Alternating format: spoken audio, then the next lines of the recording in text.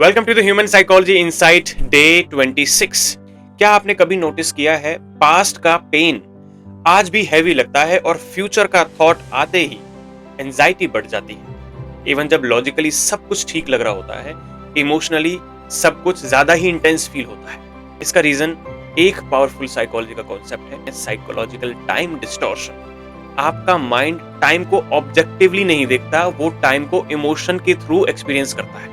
इसलिए पास्ट का pen actual से ज्यादा लंबा और भारी लगता है और फ्यूचर का चैलेंजेस एक्चुअल से ज्यादा स्केरी और डेंजरस फील हो जाता है। एग्जांपल से समझते हैं, कोई 6 महीने का टफ फेज होता है, जॉब का इशू, रिलेशनशिप पेन, स्ट्रेस, कुछ भी चीज, कोई भी इमोशनल, कोई भी ऐसी चीज, वो जिस टाइम पे जिंदगी बहुत खराब लग रही थी, लेकिन आप कैलेंडर में जाके देखो वो सिर्फ 6 महीने थे, लेकिन इमोशनली हमें बहुत ज्यादा लंबा टाइम लगता है। सबसे बड़ी प्रॉब्लम यह है कि प्रेजेंट मोमेंट अंडर वैल्यूड हो रहा है।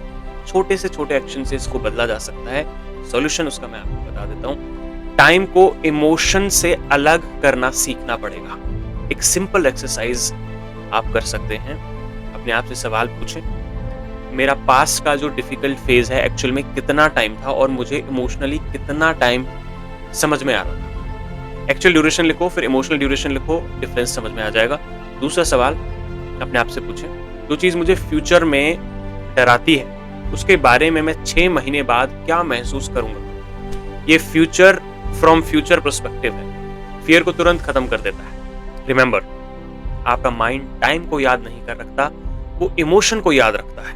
आज जब आप इमोशन को समझ लेते हो तो टाइम का कंट्रोल वापस आ जाता है। Quote of the day is, your mind does not remember the time, it remembers the emotion.